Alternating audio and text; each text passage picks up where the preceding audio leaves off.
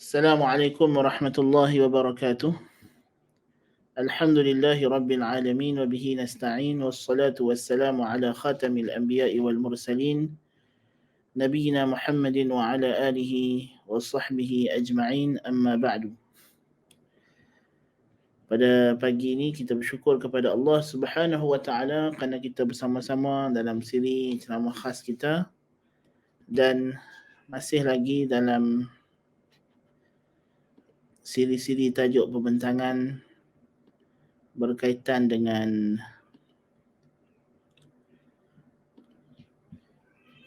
apa yang telah kita mulakan pada kelas yang lepas ataupun siri ceramah khas yang lalu. Kita bermula dengan isu Islam dengan sains, ya. Kemudian kita discuss tajuk-tajuk yang berkaitan dan hari ini kita menyambung tajuk yang berkaitan juga, iaitulah Islamic worldview.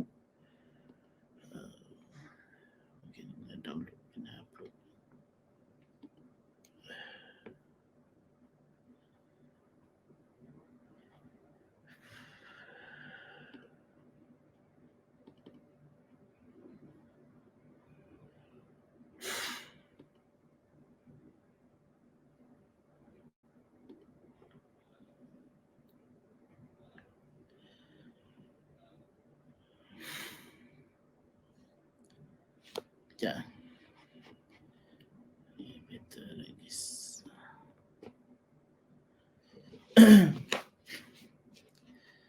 Ya. Okey. Baik, tajuk kita pada pagi ini ialah pandangan sarwa Islam ataupun Weltanschauung Islam. Dan ini juga adalah kesinambungan. Kita bermula bertajuk yang agak spesifik, iaitulah Islam dengan sains, dan kita naik sampailah kepada tajuk yang lebih umum, ya, yang berkaitan, iaitulah Weltanschauung Islam ini ataupun Weltanschauung Islam ini sebagai satu payung besar bagi tajuk-tajuk yang telah kita diskusi pada sebelum ini, berkaitan dengan Islam dan sains, kemudian Islamisasi ilmu, ya, kemudian kita naik kepada Islamic worldview ini.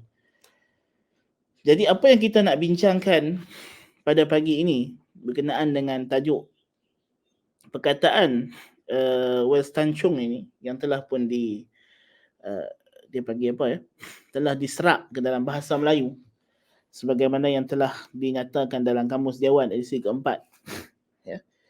Jadi dia adalah bahasa Melayu, tetapi dia asalnya daripada perkataan Jerman, bahasa Jerman, iaitulah Weltanschauung, daripada Welt iaitulah world dan Anschauung yang bermaksud perception, ya, persepsi. Jadi secara mudahnya perkataan ini bermaksud perception of the world, persepsi tentang alam, ya, persepsi tentang alam, atau ditarifkan dalam kamus Oxford sebagai a particular philosophy or view of life, particular philosophy of life or a particular view of life, satu sudut pandang hidup yang dipegang oleh seseorang.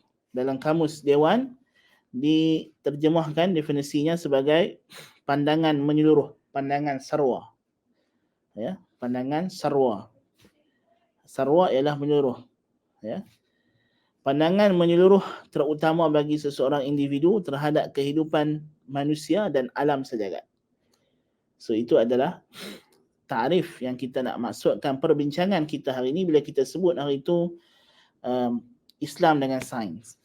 Bagaimana kita nak mengharmonikan Islam dengan sains moden? Ialah kita perlu terapkan epistemologi Islam ke dalam sains. Kita kena terapkan sudut pandang alam Islam, sarwa, pandangan sarwa Islam ataupun Weltanschauung Islam, ya, ke dalam pemikiran saintifik, ya. Jadi Weltanschauung Islam itu, kalau kita ikut apa nama cara sebut dalam bahasa Melayu, Weltanschauung, ya, ejaan jawinya waw ya lam sin ta nun ca waw nga, Weltanschauung. Jadi Wells Tanchung, Islam itu yang perlu diterapkan ke dalam sains. Kemudian kita bincang tentang Islamisasi ilmu. Apa dia Islamisasi ilmu? Sama juga gagasannya, tidak lari daripada menerapkan Wells Tanchung Islam ke dalam ilmu-ilmu manusia. Bahawa setiap gerak-geri ataupun pergerakan harakah ilmiah dalam mengasaskan teori, dalam mewujudkan pembahagian ilmu, semuanya mestilah berteraskan kepada sudut pandang Islam. Okey. So, apa dia sudut pandang Islam itu? Itulah datangnya kita kepada tajuk hari ini. Ya. Macam mana kita boleh sampai ke tajuk yang kita nak bawa pada ini ialah berkesinambungan dengan isu-isu yang telah kita bincangkan sebelumnya. Itu maksud kita. Okey. Jadi secara umumnya Wells Tanchung itu ialah pandangan menyeluruh seorang individu terhadap kehidupan manusia dan alam sejagat. Pemikiran dia, falsafah yang dia pegang tentang kejadian alam. Makna yang lebih spesifik, kalau kita balik kepada Wells Tanchung Islam, ya, pandangan sarwa Islam, pandangan menyeluruh Islam, ataupun at-tasawwur al-islami lil wujud wal kaun, ya, at-tasawwur al-islami lil wujud wal kaun, sudut pandang alam Islam, ya. So apakah makna definisi bagi sudut pandang Islam itu? Ya, terdapat beberapa definisi yang diberikan oleh tokoh-tokoh pengkaji yang khusus dalam bidang ini. Ya, kita boleh sebutkan di sini, antaranya apa yang disebut oleh almarhum Profesor Kamal Hassan. Dia kata a comprehensive conception of the universe and man's relation to it from the Islamic perspective, thereby serving as a basis for one's philosophy or outlook of life. Itu satu pandangan, satu konsep yang komprehensif, yang menyeluruh tentang alam sejagat dan hubungan manusia kepadanya dari sudut perspektif Islam, yang menjadi asas kepada falsafah seseorang ataupun cara ia melihat kehidupan. Ya. Dan definisi yang lebih panjang, yang lebih kita pilih di sini ialah yang disebut oleh Profesor Barghuth, iaitulah the collective ummatic vision of existence. The collective ummatic vision, sudut pandang ataupun visi umat secara kolektif. Visi, sudut pandang umat Islam secara kolektif, secara menyeluruh, berkenaan dengan kewujudan of existence, through which the Muslim interprets and provides answers to the ultimate questions, di mana seorang Muslim menerusi sudut pandang kolektif ini menterjemah dan memberikan jawapan kepada persoalan-persoalan utama. Ultimate questions ni apa? Pertaining to God, creator, existence of the seen and unseen, universe, life, man, prophethood, vagrancy, society, history, and the hereafter of life. Itulah persoalan kewujudan yang besar tentang siapa pencipta alam ini, apakah fungsi manusia dalam alam ini, ya, apa tugas manusia, daripada mana asal manusia, apa tujuan dia hidup, dan ke mana manusia itu akan pergi, tentang persoalan kewujudan para nabi, apa fungsi para nabi, ya, yang mana this vision is constructed in the course of the Muslim mind's exertion of ijtihad and interaction with reality, circumstances, and socio-cultural conditions. Yang mana sudut pandang alam ini, Wells Tanchung ini, dibina, ya, in the course of the Muslim mind's exertion of ijtihad, menerusi ijtihad. Ya, apa yang disuruh oleh tentang berfikir tentang kejadian alam, pengkajian, mencari, ya, dan interaksinya dengan realiti, dengan keadaan semasa, dengan sosial budaya, politik, ya, setempat, ya.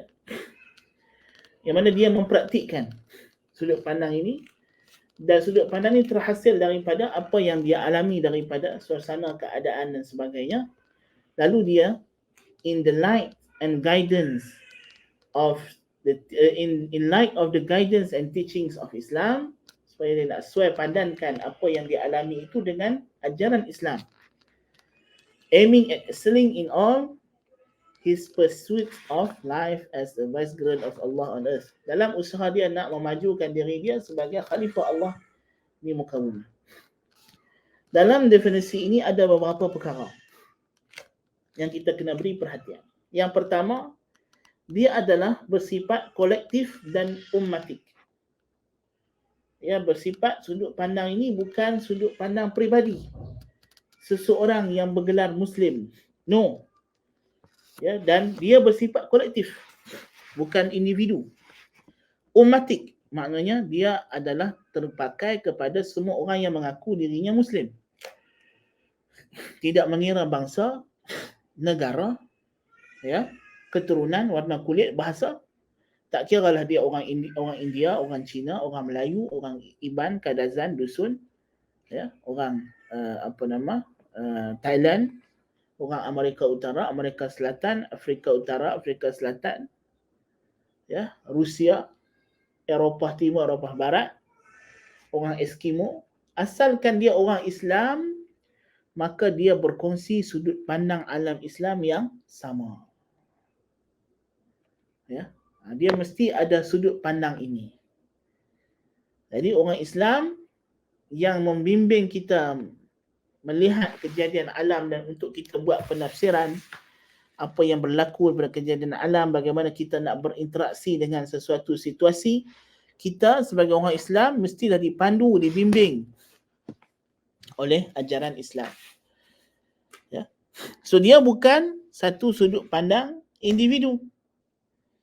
Ya. Dan tidak ada hak satu orang kata saya orang Islam tapi saya nak sudut pandang alam yang lain. Saya nak melihat kejadian alam ini dari sudut kacamata seorang liberal atau seorang materialist. No, kita kata tidak boleh. Once you choose another Weltanschauung, then Islamic Weltanschauung, then we cannot consider you as a part of the Muslim Ummah. Kalau dia dah pilih sudut pandang alam yang lain daripada Islam, macam mana kita nak anggap dia sebagai sebahagian daripada umat Islam yang besar? Ya. Jadi sebab itu pemikiran yang dipakai oleh seorang itu menentukan akidahnya. Ya.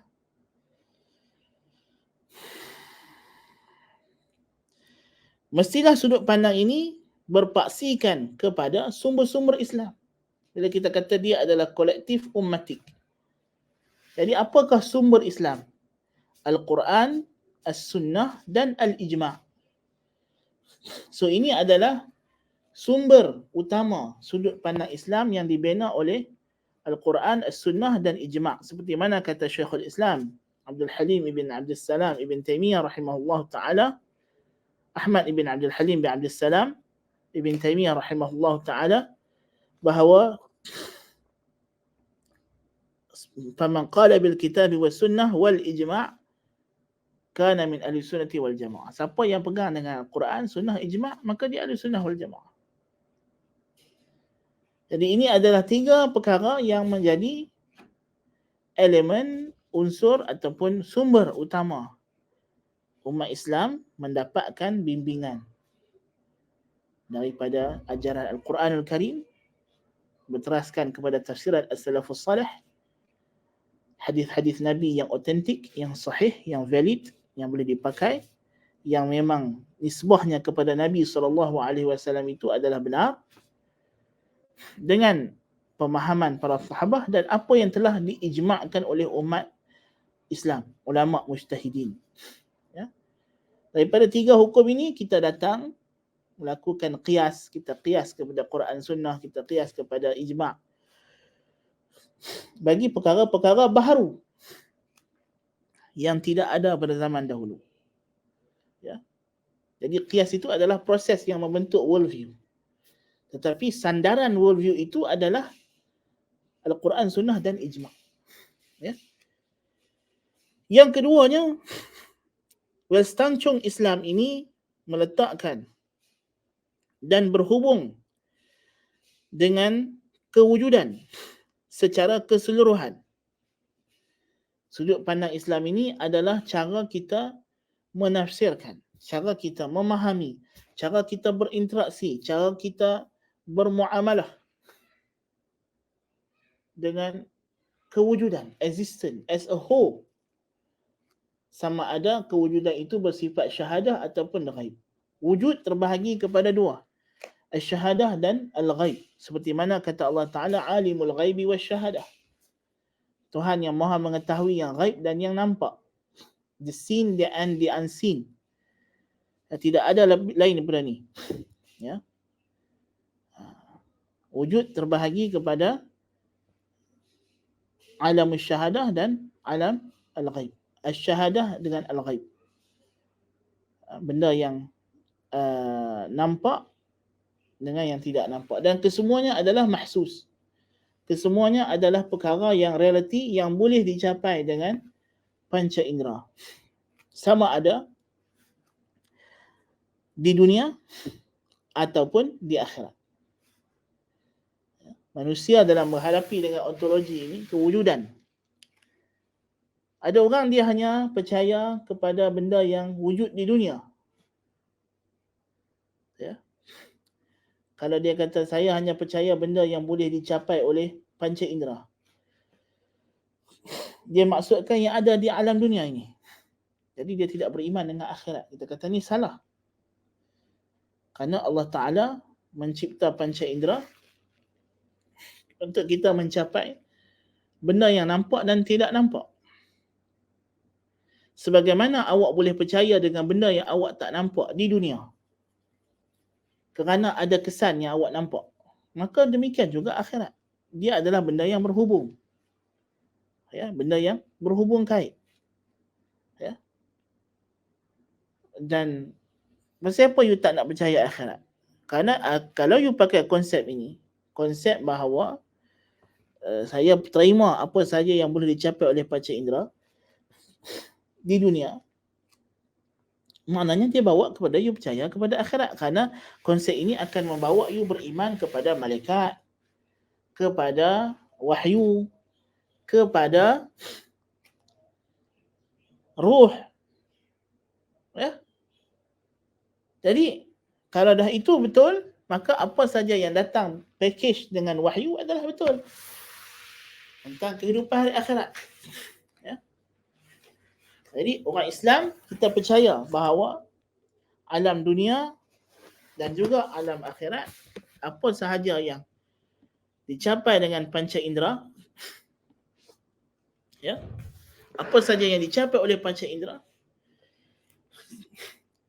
sama ada panca indera yang zahir maupun yang batin, di dunia maupun di akhirat, maka ianya adalah wujud yang realiti. Apa yang tak boleh dicapai dengan panca indera, sama ada panca indera zahir atau batin, maka ia adalah tidak wujud. Dia mungkin khayalan, takhayyal fil aqal, atau benda yang dipahami oleh akal, mafhum. Tidak semua benda yang difahami oleh akal wujud. Ya, ini mungkin kita akan discuss dengan tajuk yang lebih terperinci tentang ontologi dan juga aspek epistemologi ini lebih mendalam lagi. Tapi poinnya di sini adalah worldview ini merangkumi, ya, menyeluruh. Bagaimana kita nak memahami alam dunia hari ini dan juga apa yang berlaku selepas mati. Ya, al-imanu bima ba'dal maut. Al-imanu bima ba'dal maut. Apa yang berlaku selepas mati. Juga bentuk terkait dengan Westancung ini. Jadi sebab itulah Westancung Islam itu merangkumi perkara-perkara yang berkenaan dengan kehidupan sekarang, akhirat, dahulu, sekarang, akan datang, perkara berkaitan dengan akal, rohani, moral, etika, sosial, politik, ekonomi, budaya, tamadun, ya. Ini semua berkaitan. Ya. Seorang Islam ada sistem politiknya tersendiri, sistem ekonominya, sosialnya yang tersendiri. Ya. Dengan sudut pandang mereka, kita ada konsep hubungan rakyat dengan pemerintah yang tersendiri. Kita ada konsep kontrak sosial kita yang tersendiri. Kita ada konsep bagaimana budaya itu dibentuk tersendiri. Ya. Kita tidak perlu kepada unsur-unsur luar. Ya. Yang ketiganya, sudut pandang Islam, Wellstanchung Islam ini terhasil daripada interaksi seorang Islam itu dengan kehidupan realiti berdasarkan ajaran Islam. Maknanya, sudut pandang Islam ini terhasil. Dia memang Al-Quran turun. Ya. Pertama sekali kita kata Islam itu sendiri memang jadi diturunkan secara beransur-ansur. Apabila berlaku satu peristiwa, kejadian, maka para sahabat datang tanya Nabi SAW. Kenapa mereka tanya Nabi SAW? Untuk mendapatkan sudut pandang Islam terhadap kejadian yang berlaku ini. Maka turun ayat Al-Quran. Maka sahabat memahaminya. Kemudian setelah mana Al-Quran itu sempurna, Nabi SAW wafat, berlaku kejadian-kejadian baru pula dalam kalangan para khulafa Rasyidin. Dalam kalangan sahabat radhiyallahu anhum, orang datang bertanya, jadi begini, jadi isu ini. Maka berlaku ijtihad para sahabat berteraskan kepada 3 prinsip tadi, Al-Quran, Sunnah dan Ijma'. Demikian seterusnya sampailah ke zaman kita hari ini bila berlaku isu-isu baru, demokrasi, liberalisme, LGBTQ+, ya.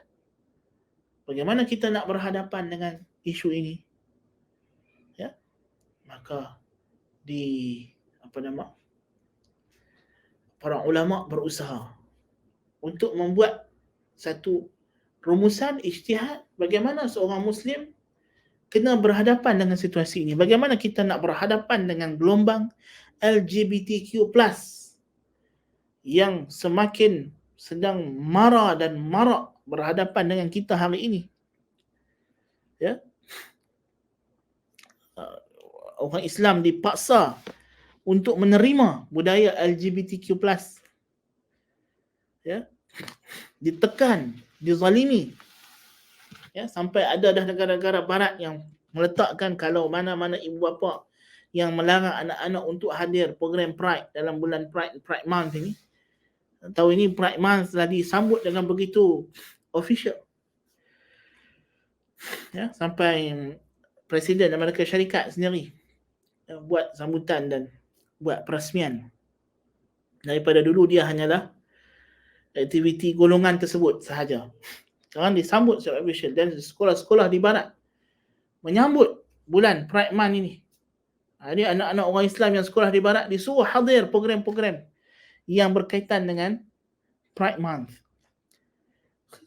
Ya. Jadi ini kita berhadapan. Ijtihad para ulama menghasilkan satu worldview Islam bagaimana. Ya, berdasarkan Quran dan Sunnah, bagaimana kita nak berhadapan dengan situasi ini. Ya. Yang keempat dia kata, the main purpose of the Islamic worldview can be summarized in one word, khilafah or vicegerency. Secara ringkasnya, ya, tujuan utama worldview Islam dari sudut kita sebagai makhluk ialah untuk kita nak merealisasikan khilafah. Wa idh qala rabbuka lil malaikati inni ja'ilun fil ardi khalifah. Jadi khilafah ini, bagaimana kita nak merealisasikan khilafah yang merupakan satu bentuk manifestasi ubudiyah kita kepada Allah Subhanahu wa taala. Jadi inilah tujuan. Ya, kenapa kita kena tahu Wellstanchung Islam ini. Ya. Yang mana Wellstanchung Islam ini membekalkan kepada kita panduan yang diperlukan. Ya. Dalam kita melaksanakan tugas kita sebagai khalifah fil ard. Seorang Muslim dituntut untuk cemerlang sebagai seorang hamba dalam ubudiyahnya kepada Allah, ya, dalam perhambaan diri kepada Allah, dalam aspek tamadun dan hadarah, kerana dia memang disuruh oleh Allah Ta'ala untuk mengasaskan tamadun, kecemerlangan dunia. Dari aspek dakwah, dari aspek ilmu, ya. Dan khilafah itu pula diasaskan di atas dasar tauhid. Sebab itu juga dia disebut sebagai tauhidic worldview, ya. Westancong tauhid, iaitulah dia berdasarkan kepada mengesahkan Allah Subhanahu wa taala, ya ayuhan nasu ubudu rabbakum alladhi khalaqakum walladhina min qablikum la'allakum tattaqun wa ma khalaqtul jinna wal insa illa liya'budun. Ya.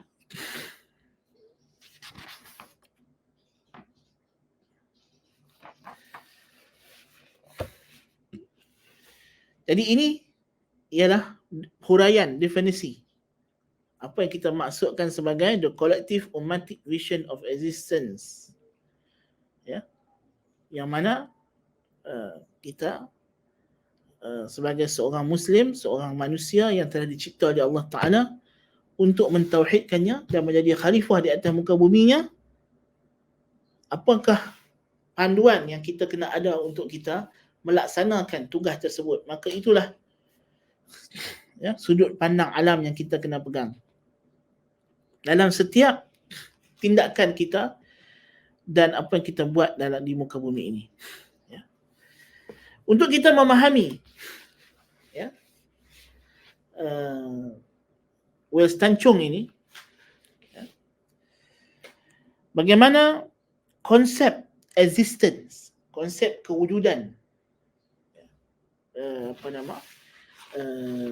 Westancong itu berinteraksi dengan konsep kewujudan, ataupun kita panggil dia sebagai subject matter, ya. Apakah isi penting yang disentuh oleh Westancong Islam itu ialah berkaitan dengan kewujudan Allah, Tuhan, ya, sebagai yang berhak disembah, al-ilah, ar-rab, al-ilah, ya, alam, kehidupan manusia, malaikat, ini yang berkaitan dengan ghaib, berkaitan dengan kenabian, wahyu, mukjizat, berkaitan dengan akidah, syariah, akhlak, ya, berkaitan dengan qada dan qadar, berkaitan dengan sunnah Allah Ta'ala, sunnah kauniyah, berkaitan dengan khilafah, berkaitan dengan hidup dan mati, ya. Khalaqal mauta wal hayah alladhi khalaqal mauta wal hayata liyabluwakum ayyukum ahsanu amala. Sejarah, ya, tentang sejarah manusia, bagaimana kita nak menilai sejarah. Ini penting. Dulu kita, bagi siapa yang ikut kelas diploma yang tentang dulu, kita dah ajak siapa yang mengaji sejarah dengan anak dulu, kita dah sebut, ya, bahawa menilai sejarah ini yang penting itu bukan sekadar kesahihan riwayat, kerana riwayat sejarah tidak boleh diteliti berdasarkan sanad, tetapi bagaimana kita mengukur sesuatu periwayatan sejarah itu dengan teks yang sampai kepada kita dengan akidah. Yang kita maksudkan dengan akidah itu ialah worldview ni lah, Westancong inilah, ya, tentang akhirat, hisab dan juga jaza, ya. So ini kita tengok, ya, kita dapat di sini, ya, kewujudan ghaib dan syahadah. Al-mawjudat, ada ghaib dan ada syahadah. So dia berkaitan dengan Tuhan Allah Subhanahu wa taala, berkaitan dengan alam semesta. Alam semesta ni ada yang nampak, ada yang tak nampak. Tentang kehidupan kita ni sendiri, apa makna, the meaning of life, makna al-hayah. Ini penting. Untuk kita faham apakah tujuan hidup, apakah tujuan aku diciptakan oleh Allah Ta'ala. Apakah hakikat diriku ini, iaitulah abd yang kita disuruh ulang. Allahumma anta rabbi la ilaha illa anta khalaqtani wa ana abduka wa ana ala ahdika wa wa'dika mastata'at. Manusia, siapa dia manusia? Ya, kehidupan manusia, hayawan, tumbuh-tumbuhan. Lebih spesifik lagi tentang manusia. Ya, siapa manusia? Apa ciri-ciri manusia? Apa keistimewaan yang Tuhan angkat manusia itu? Walaqad karramna bani Adam. Ya, kami telah muliakan anak Adam. Kenabian, daripada manusia datangnya nabi. Apa konsep kenabian? Apa fungsi nabi dalam kehidupan kita? Apa pentingnya adanya nabi? Kebenaran, the truth yang kita dapat daripada nabi. Kebenaran, truth. Apa itu truth? Apa dia kebenaran? Apa itu hakikat? Ya, bagaimana ia diperolehi? Apa yang menunjukkan kita kepada kebenaran?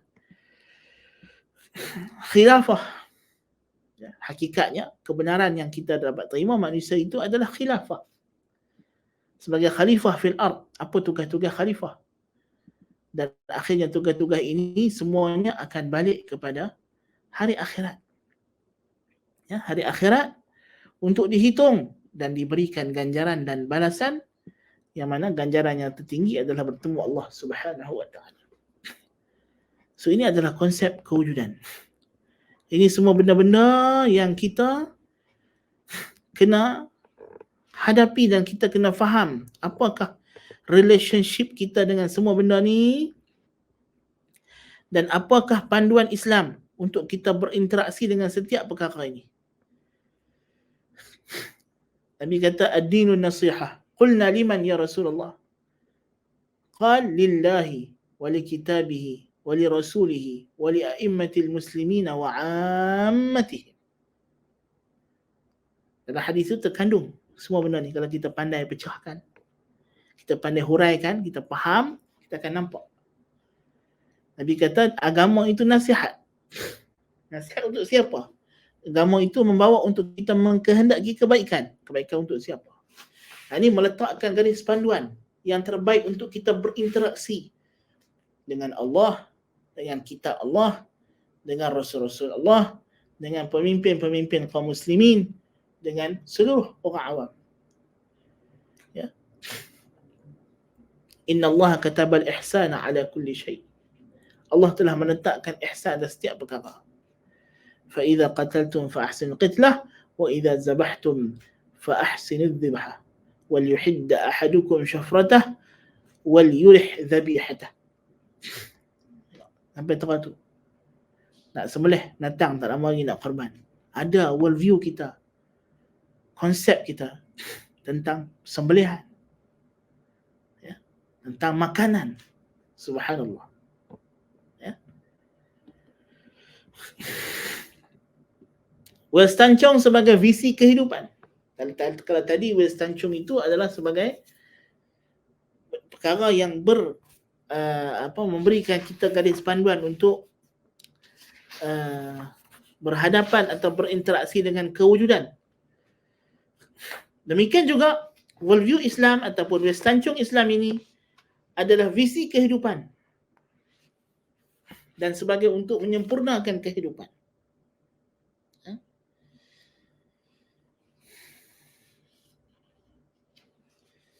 Sebagai visi kehidupan, di mana Winston Chong Islam itu membekalkan kepada kita, in a nutshell, the main aspect of the Islamic worldview as a vision of life should provide man with cosmological, theological, epistemological, ethical, legal and civilizational orientations. Worldview Islam mestilah membekalkan, ya. Bahkan apa-apa worldview pun dia kena membekalkan kita tentang visi kehidupan. Dari sudut apa? Kosmologi, tentang alam. Dia memberikan kepada kita garis panduan tentang alam. Apa dia alam ini? Bagaimana cara kita nak berinteraksi dengan alam, dengan makhluk yang lain, dengan tumbuh-tumbuhan, dengan haiwan, apa yang boleh makan, apa tak boleh makan. Ya. Bagaimana kita nak menjaga alam sekitar. Ya. Kewajipan kita terhadap alam sekeliling, terhadap air, terhadap haiwan. Ya, itu semua. Epistemologi, sumber ilmu, bagaimana, daripada mana kita nak dapat ilmu, apa cara yang betul kita nak mendapatkan ilmu, dia kena bagi tahu kepada kita. Teologi tentang Tuhan, ya, apakah sifat-sifat Tuhan, di mana Tuhan, ya, bagaimana saya boleh berhubung dengan Tuhan, ya, tentang etika, adab, tata susila sebagai seorang manusia. Bagaimana cara saya mesti menjalani kehidupan, saya bergaul dengan ibu bapa saya, dengan isteri, suami, anak-anak, adik-beradik, kawan, jiran, tetangga. Ya, terhadap diri sendiri, apa yang saya kena buat, apa yang kena saya jaga diri saya, kebersihan, apa semua. Perundangan, halal haram, ya, tamadun dan khilafah, tentang apa yang kita kena buat untuk memajukan dunia ini, bagaimana, apa yang kita kena buat dengan teknologi, ya, apakah teknologi yang diperlukan, ya. Karena kalau tidak betul worldview, akan datang teknologi yang tidak memberi manfaat tetapi merosakkan, ya. So ini adalah Weston Chung sebagai visi kehidupan. Apakah objektif, tujuan kita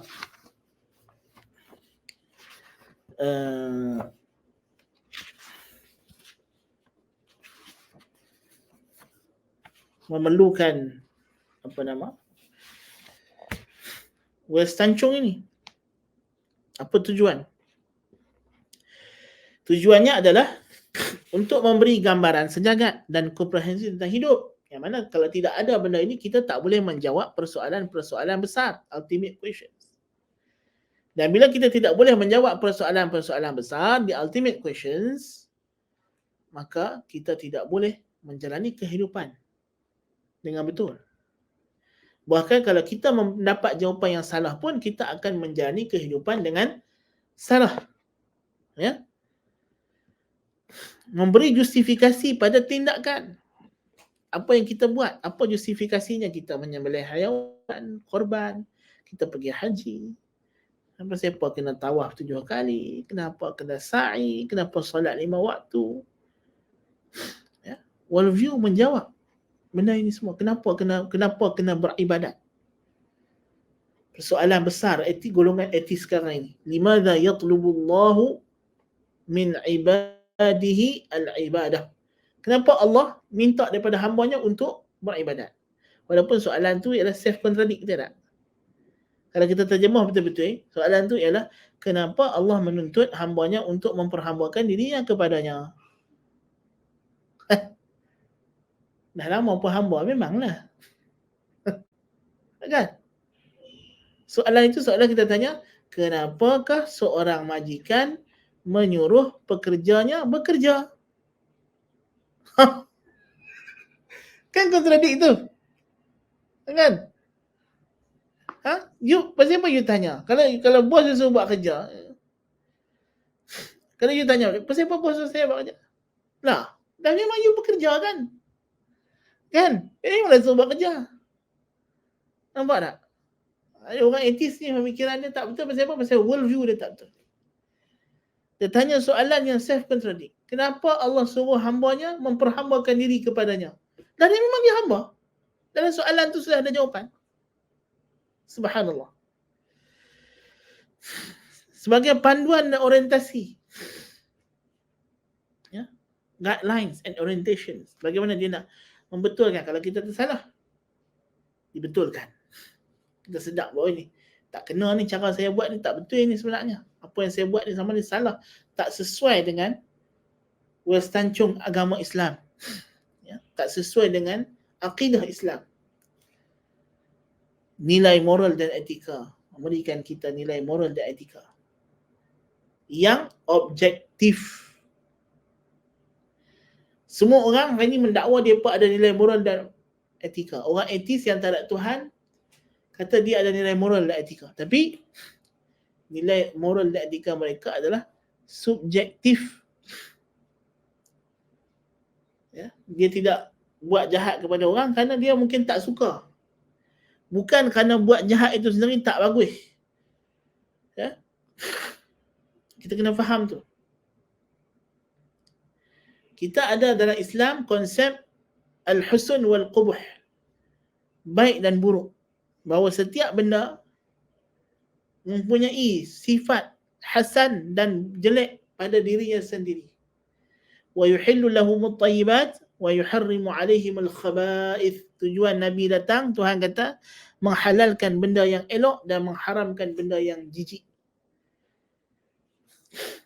Jadi ada setiap benda ada sifatnya, sama ada dia tayyib ataupun dia khabith. Inna Allah tayyibun la yaqbalu illa tayyiba.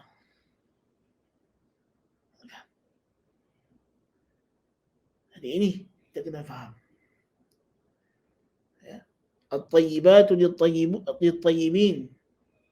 Ya. Kalimah yang baik diucapkan oleh orang yang baik. Setiap benda ada ciri-cirinya, baik dan buruk. Dia bersifat objektif. Ya. Dia bukannya bersifat subjektif, bukannya bersifat nisbi, nisbah kepada orang. Sebab saya tak suka maka benda tu tak elok. Tak, bukan. Ya. Memang benda itu pada dirinya memang tak elok, tak bagus. Memang Tuhan cipta dia tak baik. Maka kita dicegah melakukannya dan benda yang elok disuruh pula kita buat. Western Chung ini dia ada banyak jenis. Kita boleh bahagikan Western Chung itu kepada Western Chung yang berpaksikan kepada buatan manusia atau yang berteraskan kepada wahyu. Yang wahyu itu boleh dibagi kepada wahyu yang kekal atau wahyu telah diubah. Daripada yang diubah tu kita dapat Western Chung orang Kristian, orang Yahudi, orang Majusi. Kita ada Western Chung yang dibuat oleh manusia dengan pelbagai jenis bentuknya. Sama ada yang bersifat religions, agama, atau yang bersifat non-religions, yang bukan agama, yang berbentuk filosofi atau berbentuk sains. Ya? Dan kita ambil yang simple di sini ialah Western Chung yang berlandaskan sains. Ini yang masyhur zaman sekarang. Dia pun nak membina worldview based on science. Apakah Western Chung science yang ada sekarang? Yang disebut sebagai Western Chung Darwinism. Melihat manusia dari sudut pandang teori Darwin. Teori Darwin membentuk, bila orang percaya teori Darwin, dia ada kesan pada bagaimana dia melihat kehidupan dan alam. Ya. Bila dia percaya bahawa hakikatnya dia adalah sepupu chimpanzee. Sebenarnya dia dengan berudu adalah sama. Ya. Hakikatnya dia tidak dicipta sebagai satu special creation. Dia hanyalah benda yang serpihan terjadi tanpa dimaksudkan. Dia datang ke dalam wujud ini secara accidentally to exist without any purpose, without any guidance. Ya, itu semua akan memberikan dia sudut pandang alam Western Chung yang spesifik, yang khusus. Ya. Ya. Maksud kita dengan sains ini teori-teori sains yang memang tidak terbukti. Ya. Sedangkan sains tidak mampu memberikan kepada kita nilai etika dan moral. Ya.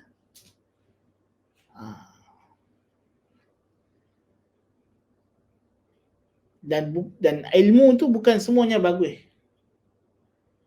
Contoh macam baru ni, saintis mereka pergi di mana negara, jumpa virus lama, penyakit lama yang telah beku dalam ais ratusan tahun, ribuan tahun.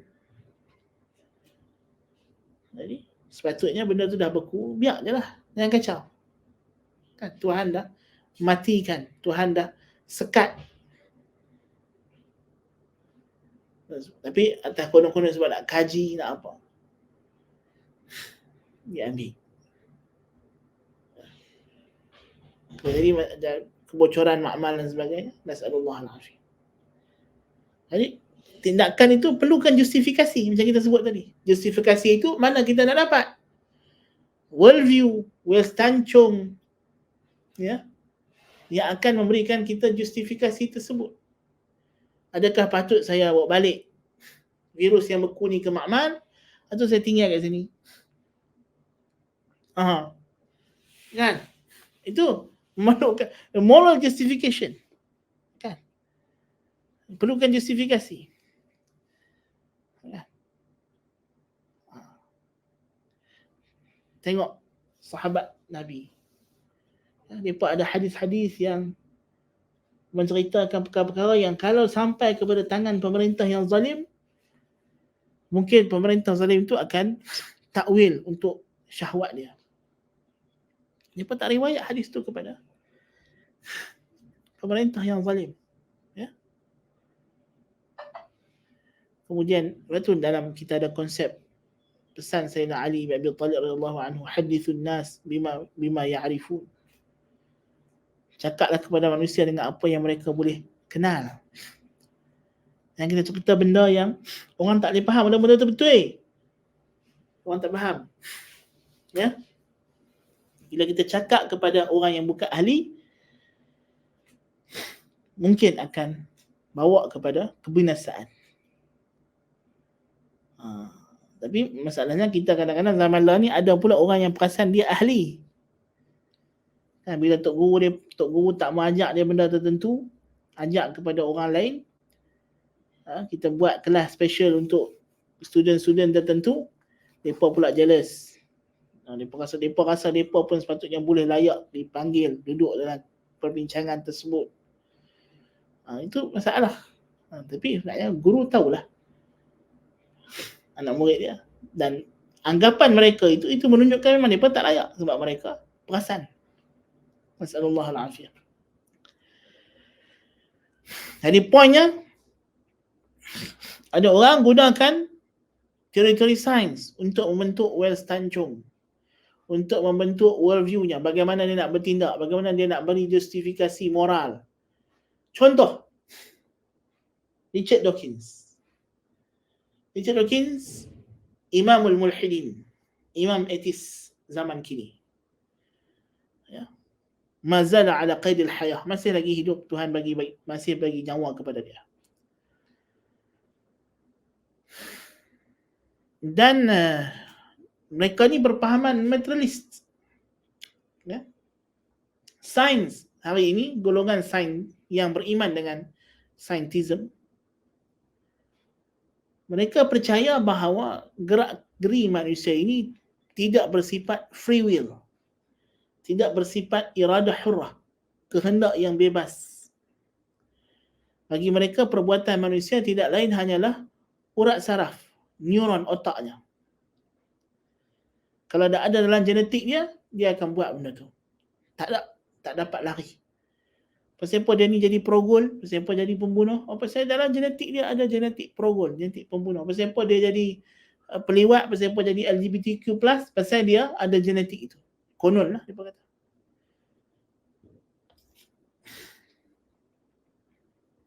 Bagi mereka, apa saja yang ada dalam diri manusia, perasaan, emosi, kecenderungan, mereka tak kerti beza antara syahwat dengan fitrah.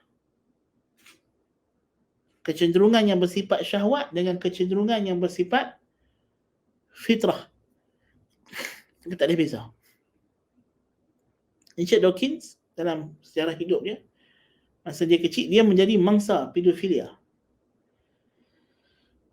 Jadi dia kata masa dia masih beriman, masih beragama Kristian, dia rasa orang yang serang dia secara seksual itu adalah jahat. Tetapi setelah dia besar, dia jadi atheist, dia kata dia tak boleh nak kata orang tu jahat pasal mungkin orang itu hanya buat apa yang telah terpatri dalam urat saraf dia. Gerakan refleks. Dia tengok budak comel, dia nak perkosa. Ya. Itu hanyalah refleksi dalam otak bagi mereka. Tidak lebih daripada itu. So manusia tidak kontrol perbuatan dia. Mereka adalah Jabriyah yang paling teruk sekali. Ya. Orang yang mengaji akidah, ini benda-benda macam ni penting. Sebab tu Syekh Abdullah Syihri, dia kata orang yang mengaji akidah, mengaji berbanding agama, pemikiran, kalau mereka itu ada penguasaan terhadap bahasa Inggeris, boleh baca di luar daripada penulisan orang Arab masalahnya, banyak maklumat yang kita akan dapat dan perbincangan baru dan tidak statik. Ya. Bila cerita pasal Jabriyah hak lama. Betul, Jabriyah lama pun masih ada, tidak pupus. Ya. Tetapi jangan dilupa Jabriyah yang baru muncul ini, yang lebih dahsyat, golongan etis yang tak percaya Tuhan, tapi mereka kata manusia dipaksa oleh otaknya. La ilaha illallah. Ya. Mereka tak percaya ruh. Orang yang faham berstancung dengan sains tak percaya ruh. Lagi mereka mati ialah jantung mati. Kan?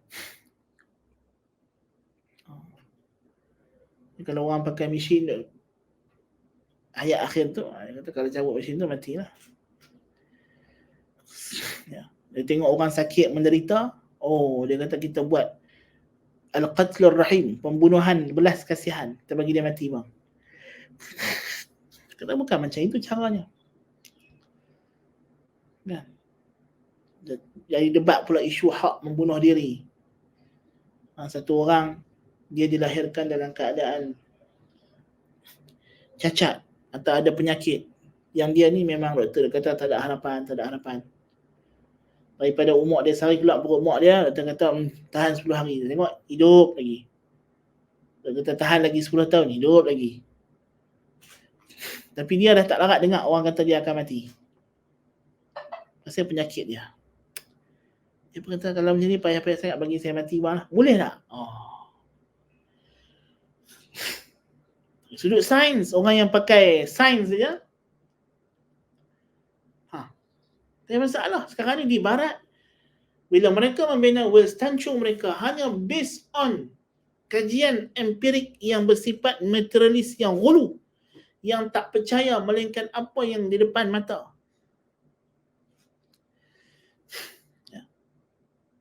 Atau yang hanya percaya dengan apa yang ada di dunia, tidak percaya dengan akhirat. Cukup rumit bila berhadapan dengan isu-isu moral ni, cukup payah untuk mereka nak huraikan. See? Dan mereka cuba nak salurkan benda itu kepada kita dalam bentuk filem, dalam bentuk apa. Ya. Jadi ada Wells Tanchung yang berdasarkan kepada sains moden yang menolak kepercayaan kepada benda gaib. Ya. Kemudian ada juga Wells Tanchung yang berandaskan falsafah. Ini agak klasik. Yang terbaru ialah yang sains. Falsafah is a klasik dan dia dulu adalah Wells Tanchung yang paling famous. Dan wujudnya falsafah itu hakikatnya adalah untuk membina Wells Tanchung. Falsafah itu sendiri wujud kerana berfikir tentang the ultimate questions, persoalan-persoalan besar kewujudan. Siapa aku, ke mana aku akan pergi, apa tujuan aku wujud, siapa yang mewujudkan aku, di manakah dia, apakah sifatnya. Sebab itu falsafah itu persoalannya adalah persoalan agama. Ya. Melihat kepada fizik untuk mencapai metafizik. That's filosofi. Sains dengan notion yang in the modern notion of science ialah dia berhenti dekat fizik, dia tidak pergi kepada metafizik. Ya. Falsafah ialah dia mengkaji fizik untuk mencapai metafizik. Dia melihat alam supaya dia nak mengenal siapa yang mencipta alam ini, apa sifat-sifatnya. Beza ulama sebelum Darwin, saintis sebelum Darwin yang mengkaji tentang the origin of life ialah untuk mengenali Tuhan, mengenali keagungan pencipta dengan cara kaifiyat Darwin. Mengkaji kejadian alam adalah untuk mengingkari Tuhan. Apa yang membezakan? Wells Tanchong itu yang membezakan. Ya. Satu cerita, ya. Seorang budak, cerita ni fiction lah kita kata. Nak bagi faham macam mana Wells Tanchong ini mengarahkan, orienting, ya, mengorientasikan pemikiran kita. Satu budak pemalas, malas bangun pagi, malas datang sekolah. Cikgunya berfikir bagaimana cara untuk saya nak bagi budak ini rajin datang pagi, datang sekolah awal, bangun pagi. Cikgu dia kata, seekor burung pagi-pagi lagi sudah keluar. Ya? Dia keluar awal. Di pagi hari dia jumpa cacing, dia makan. Ya? Yang seekor burung lagi terbang lambat, tak jumpa makan. Apa moral of story? Cikgu dia tanya budak yang malas tadi. Dengan harapan dia akan tersedak. Tetapi sebab dia ada Wells Tanchong pemalas, dia kata apa? Moral of story dia cikgu, jangan bangun pagi. Pasal apa? Kalau bangkit awal sangat, tengok jadi macam cacing tu kan dah kena makan. So dia anggap dari dia cacing, bukannya burung. Subhanallah. Sebab dia melihat cerita itu dari sudut seorang pemalas, bukan dari sudut seorang yang rajin. That's how. Ya, nak bagi tahu bagaimana. Darwin sebagai seorang naturalis, orang yang hanya percaya kepada tabiat, mengkaji tentang origin of life. Walaupun dia melihat pelbagai keajaiban dalam kehidupan penciptaan. Ya. Sehingga kan Richard Dawkins kata, kita tak boleh jadi etis yang logik sampailah Darwin datang. Pasal apa? Pasal dia kata bila kita kata tidak ada Tuhan, orang yang percaya kepada Tuhan akan gasak kita dengan dalil kejadian alam. Yang kejadian alam ni semuanya nampak tersusun seperti diciptakan oleh yang Tuhan yang maha bijaksana, Tuhan yang maha berkehendak. Dia kata demikianlah. Ya. Semua benda ni appeared to be designed. Nampak macam diciptakan, direka bentuk, disusun atur. Tapi Darwin datang, Darwin tidak mencari itu. Dia tidak mencari design. Dia tak mencari hikmah. Paksi Darwinism ialah mencari aib, keburukan dalam kejadian alam. Oh ni tak ada fungsi. Oh ini nampak cacat. Pasal apa ni ada lebih disebabkan ekor dia terlebih panjang kan dan badan jadi berat. Dia melihat dari sudut itu. Mencari aib dalam kejadian alam. Ya. Berbeza. Orang yang praktis sains dengan Wells Tanchong yang betul, dengan orang yang praktis sains dengan Wells Tanchong, Darwin akan mengkaji dari sudut yang berbeza. Ya. kesan dia. Jadi falsafah juga satu metodologi untuk menjawab soalan. Tapi falsafah berlandaskan kepada akal manusia juga. Sama saja dia dengan sains. Cuma falsafah ni lebih sedikit sebab dia buat analogi, dia buat kias. Jadi dia tahu tentang Tuhan. Tetapi bukan semua benda tentang Tuhan boleh dicapai dengan pemikiran akal. Kerana jalan kita mencapai ilmu itu tidak terhad kepada akal. So kita tengok sains menghadkan jalan ilmu dia kepada hawas, panca indera, perception, sensory perceptions. Falsafah naik sikit daripada sensory perception naik kepada akal, reason, intellectual, berfikir, membuat analogi. Ya. Tetapi dia menolak khabar, wahyu. Ya. Sedangkan wahyu adalah sumber ilmu yang terbanyak dan terbesar. Antara mata, mulut, tangan, kaki dengan telinga.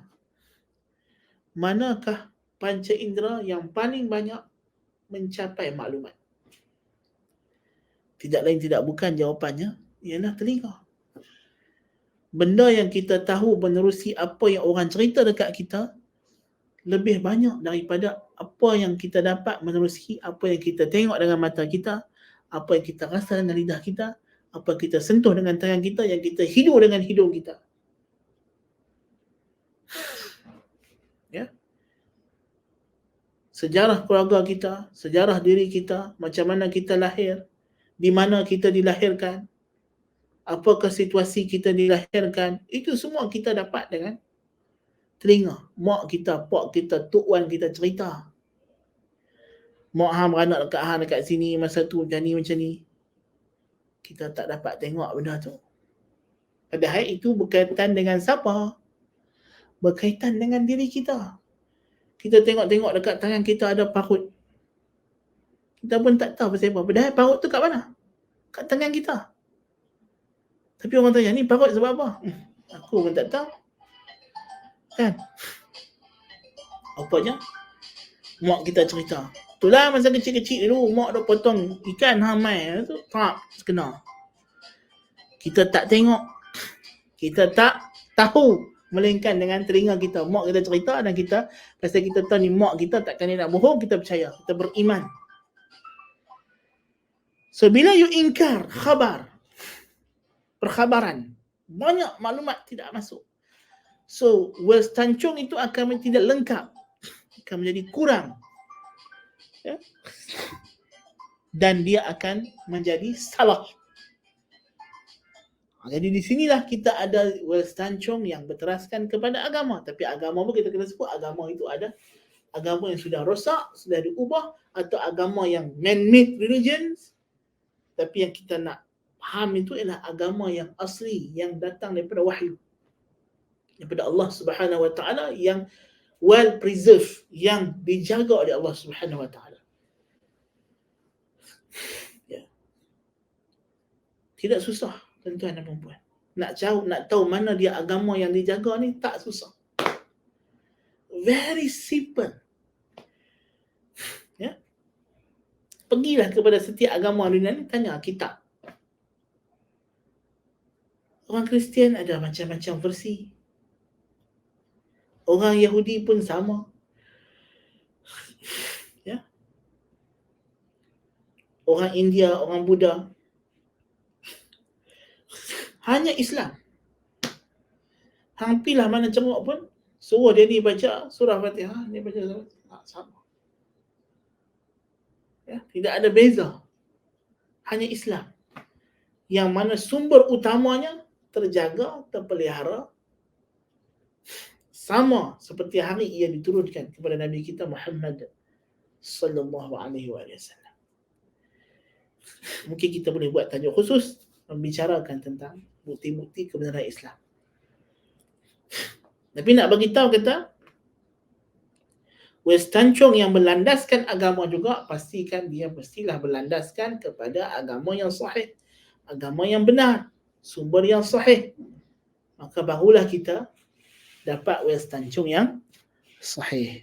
Jadi westancung yang banyak ni yang mana? Yang sesat, yang salah.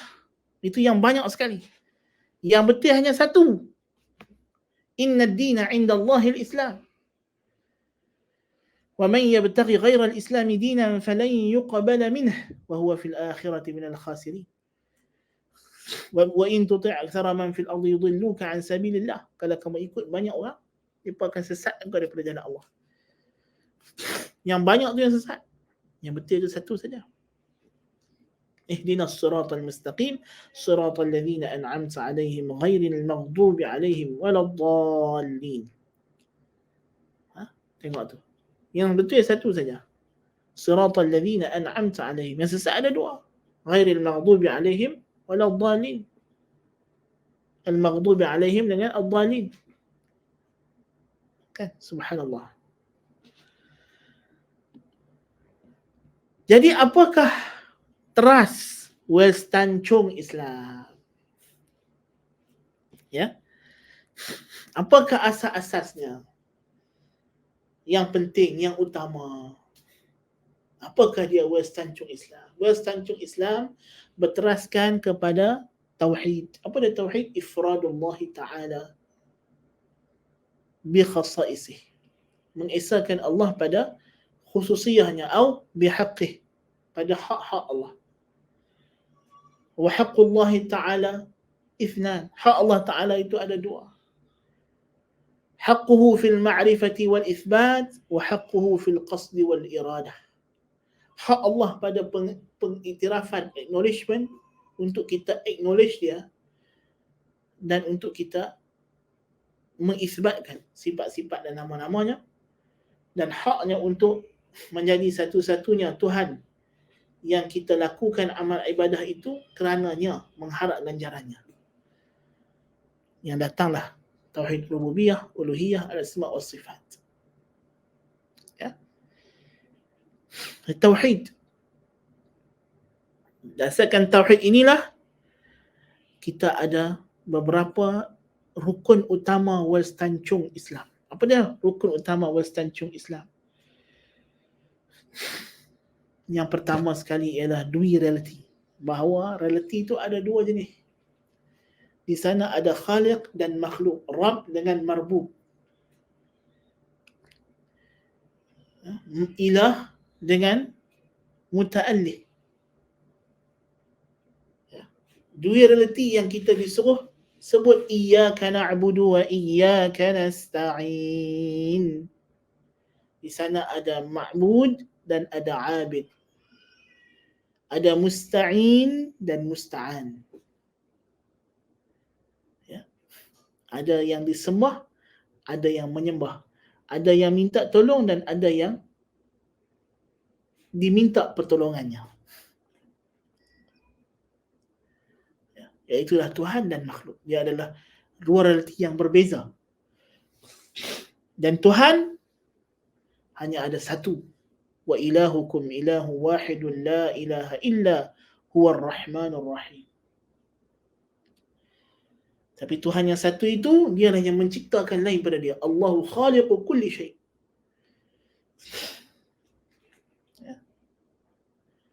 Wa huwa ala kulli syai'in wakil. Dan dia yang menjaga semua. Tak ada. Tak ada lah kata dia cipta tapi yang lain jaga. Tak. Dia juga yang jaga. Alhamdulillahi Rabbil Alamin. Rabb hanya satu tapi alaminnya banyak.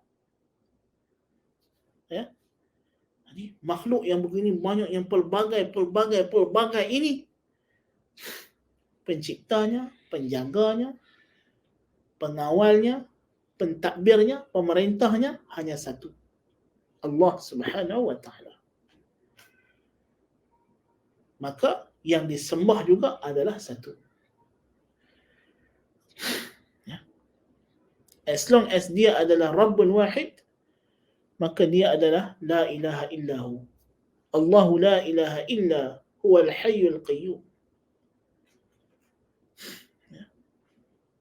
Ini kita kena faham konsep tauhid, bahawa rububiyah Allah menuntut kita mengesahkan Allah dalam uluhiyah, dalam ubudiyah, perhambaan diri kita kepada Allah dalam qasd dan iradah, dalam tujuan dan kehendak kita. Kemudian dia sebut di sini ideationality. Ideationality ini maknanya yang menghubungkan kita dengan Tuhan, bahawa Tuhan dia transcendent, dia bersifat berbeza dengan makhluk, laisa kamithlihi syai', tetapi dia wa huwa as-sami'ul basir. Dia boleh dikenali, difahami. Manusia diciptakan oleh Allah Ta'ala untuk mengenal Tuhan, to acknowledge God. Di alam ghaib kita ditanya, alastu bi rabbikum? Tuhan tanya kepada kita. Perjanjian itu. Qalu bala syahidna. Kita semua menjawab, bahkan kami bersaksi. Jadi manusia diberikan satu kebolehupayaan untuk mengiktiraf dan mengenal Tuhan dengan akalnya, menerusi panca inderanya, menerusi pengkhabaran daripada rasul-rasul. Ya. Jadi Allah berikan kepada kita, huwallazi ansha'akum wa ja'ala lakumus sam'a wal absara wal af'idah qalilan ma tashkurun. Siapa orang masuk neraka? Wa qalu law kunna nasma'u aw na'qilu ma kunna fi ashabis sa'ir. Lahum qulubun la yafqahuna biha. Kalau kita guna panca indera kita, kita akan kenal Tuhan, kita akan acknowledge Tuhan pada rububiyahnya, uluhiyahnya, asma'nya dan sifatnya. Ya. So itu adalah trust worldview Islam, bahawa manusia mengiktiraf Tuhan dan ada keupayaan untuk mengenali Tuhan dan berinteraksi dengan Tuhan. Iyyaka na'budu wa iyyaka nasta'in. Ihdinas siratal mustaqim. Kita berdoa, minta kepada Tuhan. Kita yakin Tuhan mendengar. Kemudian teleologi. Teleologi ini maknanya Tuhan menciptakan alam sebagai ayat, bukti. Kan? Al-ayat al-qawliyah dengan al-ayat al-fi'liyah. Tuhan berikan kepada kita tanda, signs kewujudannya, ketuhanannya. Bahawa setiap alam semesta ini adalah ayat. Sama ada dia adalah ayat qawliyah, itulah Quran, dan ayat fi'liyah Allah. Semua ini kejadian alam. Sama ada di ufuk ataupun pada diri kita sendiri. Sanurihim ayatina fil afaqi wa fi anfusihim hatta yatabayyana lahum annahu al-haqq. Ya. Ada ayat ufuqiyah, ada ayat nafsiyah. Semua benda yang ada dalam alam ni menunjuk kepada ketuhanan Allah Subhanahu wa taala. Keesaannya sebagai satu-satunya Rabb, satu-satunya ilah, satu-satunya yang memiliki sifat yang maha tinggi dan nama-nama yang maha indah. Ya. Jadi bila kita mengkaji sains, mengkaji apa ilmu pun, kita sedar bahawa ini semua adalah kita nak merungkai keagungan Allah Subhanahu wa taala. Kemudian manusia itu mempunyai kapasiti, kemampuan untuk melaksanakan dia punya tanggungjawab sebagai khalifah. Tuhan berikan kepadanya kehendak, iradah dan qudrah, kebolehupayaan untuk dia menggunakan apa yang ada dalam alam ni. Walaqad karramna bani Adam wa hamalnahum fil barri wal bahr. Tuhan ciptakan alam ini untuk manusia guna.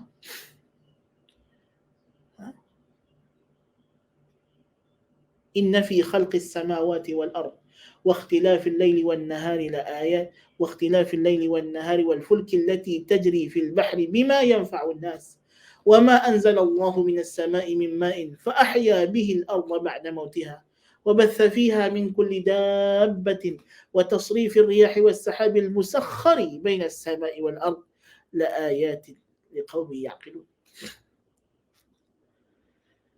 يا أيها الناس اعبدوا ربكم الذي خلقكم والذين من قبلكم لعلكم تتقون الذي جعل لكم الأرض فراشا والسماء بناء جعل لكم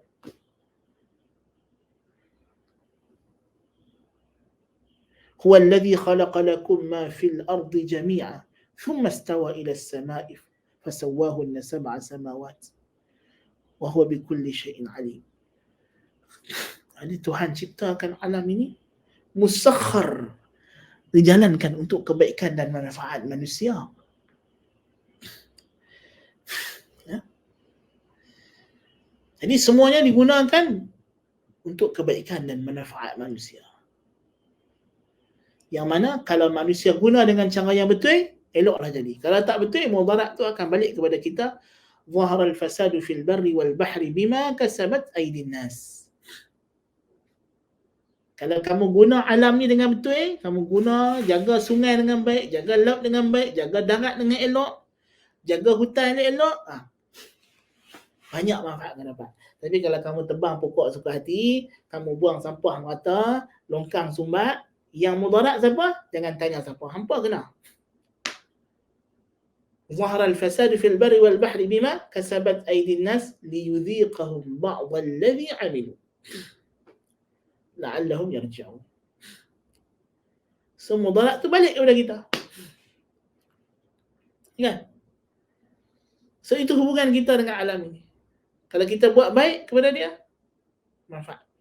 Kalau kita zalim dia, kena kita juga. Subhanallah. Dan akhirnya manusia itu dijadikan khilafah. Yang khilafah itu makna kita diberi tanggungjawab untuk memakmurkan bumi, untuk melaksanakan ubudiyah kepada Allah Subhanahu wa taala. Dan tanggungjawab ini bukan tanggungjawab yang begitu sahaja. Bila kata nama tanggungjawab, dia akan ada hisab dan jaza. Afahasibtum annama khalaqnakum abathan wa annakum ilayna la turja'un.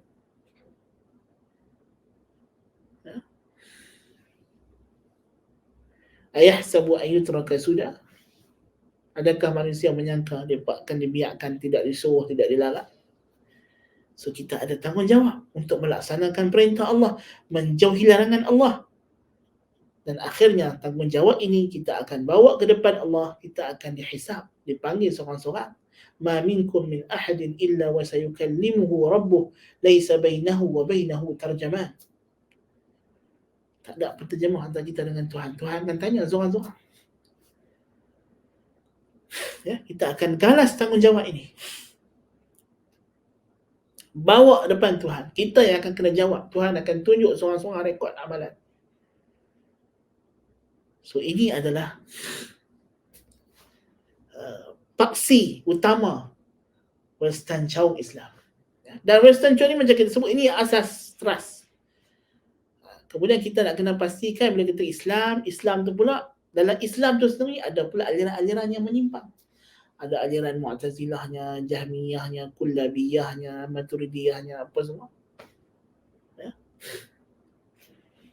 Yang mungkin mereka ini ada perincian yang tidak selari. Walaupun mereka bersetuju pada paksi yang besar, tapi mungkin ada perincian yang mereka bawa, yang mereka tersilap, yang perincian tu mungkin akan mengakibatkan kecacatan kepada Western Chaung yang utama ini. Maka sebab itu kalau kita nak pastikan Western Chaung Islam kita itu sejahtera, selamat, kita perlukan satu lagi circle, satu lagi tembok yang kena keliling kita, iaitulah Ahlus Sunnah wal Jamaah As-Salafiyah. Barulah kita boleh selamat daripada serangan-serangan, terutamanya Sultatul Thaqafah Al-Ghalibah, kuasa budaya yang superior. Ya, macam kita berhadapan sekarang ni berkenaan dengan LGBTQ+. Ya. Jadi ini perlu, macam mana kita nak memahami ni. Ya, teras-teras ni tadi. Wah, kita khalifah, kita bukan untuk buat benda di dunia ni suka hati kita, syahwat kita. Kita disuruh mengekang syahwat. Kita diberi Allah Ta'ala kemampuan, capacity untuk mengawal nafsu kita. Dan kita diberi pula jalan untuk kita memohon bantuan Allah Ta'ala. Kalau kita minta bantuan, Allah Ta'ala akan tolong kita. Ya. Jadi itulah yang perlu kita fahami berkenaan dengan perkara ini. Ya. Kita tidak mau orang mempengaruhi kita, budaya-budaya luar. Kita kena ada kita punya our own worldview, our own Western Shaung, ya, our own outlook, kita punya sudut pandang yang tersendiri. Ya, macam mana kita nak menilai setiap kejadian. Kita ada kita punya al-mizanul akbar, itulah Nabi kita Muhammad sallallahu alaihi wasallam. Yang mana dengan sunnah baginda kita mengukur setiap perkara. Kita jadikan ukuran, kita nak buat keputusan semuanya berdasarkan bimbingan baginda Nabi sallallahu alaihi wasallam. Ya. Jadi ini mudah-mudahan dengan penjelasan yang tidak seberapa ini sebagai satu pengenalan asas kepada orang awam, kita dapat memahami bahawa Islam itu ada dia punya konsep realiti, konsep wujud, makna kehidupan yang tersendiri. Ya. Dan ini kita kena jelaskan kepada masyarakat, pada diri kita sendiri kita kena ingatkan sentiasa, dan terutama sekali para pelajar, ya, para penuntut ilmu syar'i, para pendakwah, perlu menggagaskan perkara ini, perlu menghidupkan jati diri seorang Muslim, identiti orang Islam mesti dihidupkan. Ya. Kita di Malaysia ini, walaupun kita bukan hidup di UK, kita bukan hidup di US, ya, tetapi budaya yang ada di UK, di US tidak pernah putus datang kepada kita.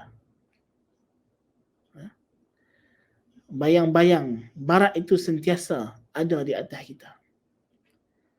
Kalau kita tidak berhati-hati, akan menyebabkan kita tersilap pandang kepada kejadian alam ini dan kita buat keputusan yang salah. Nah, itu satu penting untuk ditekankan isu yang kita bincangkan pada pagi ini. Mudah-mudahan apa yang disampaikan ada manfaatnya, dan insya-Allah kita akan teruskan lagi tajuk kuliah khas kita ini dengan kesinambungan pada bulan yang akan datang. Kalau masih ada lagi sistem kuliah khas ini, wallahu alam bagaimana sistem baru yayasan taklim yang akan datang. Kita juga ada tajuk yang berkesinambungan daripada ini, insya-Allah taala. Mudah-mudahan apa yang disampaikan dapat memberi manfaat kepada diri saya sendiri dan juga kepada para pendengar, para penonton yang menonton secara langsung maupun yang akan menonton rakaman. Semoga Allah Ta'ala memberkati. Aqulu qawli hadha wa astaghfirullahal azim li wa lakum. Subhanakallahumma bihamdika asyhadu an la ilaha illa anta astaghfiruka wa atubu ilaik. Assalamualaikum warahmatullahi wabarakatuh.